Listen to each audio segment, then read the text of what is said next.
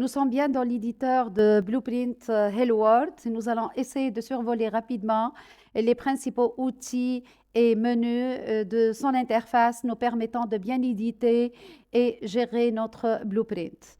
On a l'icône de sauvegarde ou bien CTRL-S comme raccourci.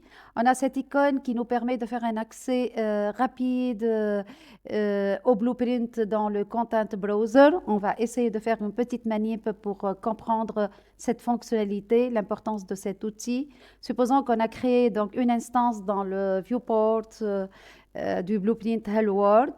Et après, nous sommes passés à d'autres dossiers, donc pour pouvoir faire d'autres manipulations, de telle sorte on a perdu son chemin d'accès.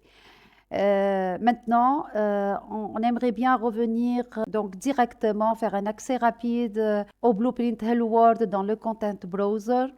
Donc, il suffit de cliquer sur cette icône et on est bien positionné sur le Blueprint. On va passer à l'outil Compile. Comme vous le savez, tout langage de programmation, y compris les blueprints de Unreal Engine, est équipé d'un compilateur qui permet de détecter les erreurs syntaxiques et sémantiques. Donc, pour notre cas, cet outil est équipé d'une icône qu'on voit ici de couleur jaune avec un point d'interrogation pour signifier que notre code nécessite une compilation. Donc, dès qu'on clique dessus, donc vous voyez, donc ça se transforme en une icône verte avec un symbole de validation pour dire que notre code, qui est vide actuellement, ne comporte pas d'erreur.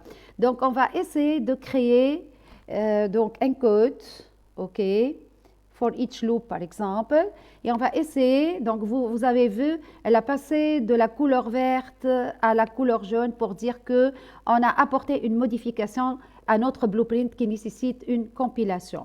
Donc, il suffit d'appuyer sur Compile et vous voyez, elle s'est transformée en une icône rouge avec un symbole interdit pour dire qu'il y a une erreur. L'erreur, on peut la pointer pour avoir une explication de cette erreur ou bien on peut aller directement vers le compiler results pour identifier et pour comprendre cette erreur. Donc, comme vous le voyez ici, donc, il s'agit d'une valeur en entrée qu'on devrait spécifier pour ce nœud, pour cette commande for each loop qu'on n'a pas spécifié. Donc, pour cela, il n'a pas pu compiler ce code.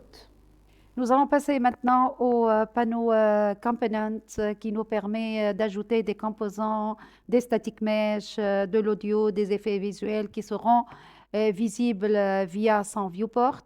En fait, le viewport de l'éditeur de Blueprint, en termes de manipulation, on le manipule de la même façon que le viewport principal de l'éditeur de niveau. Donc, je vais ajouter un component de type static mesh.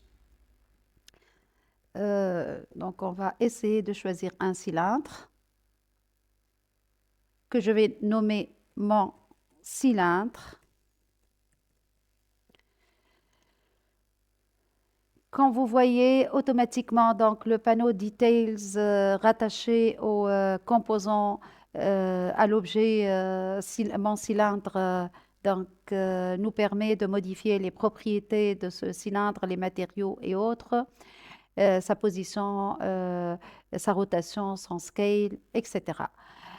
Donc, on a aussi le panneau My Blueprint, donc qui comporte les éléments essentiels pour la programmation que nous allons détailler par la suite quand on va utiliser le Event Graph.